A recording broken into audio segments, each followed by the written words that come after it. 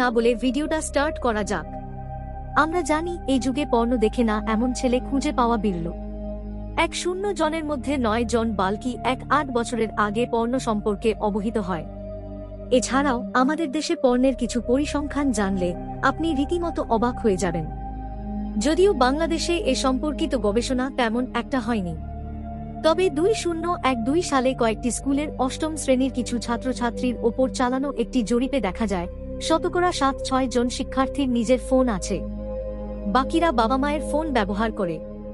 এদের মধ্যে 8.2% সুযোগ পেলে মোবাইলে পর্নো দেখে। ক্লাসে বসে পর্নো দেখে 6.2%।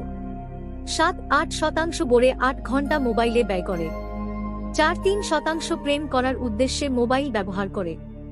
সবচেয়ে ভয়ঙ্কর ব্যাপার হচ্ছে, বেসরকারি এক হিসাবে দেখা যায় গান, রিংটোন, ফটোকপির দোকানগুলোর মাধ্যমে দেশে দৈনিক 2-5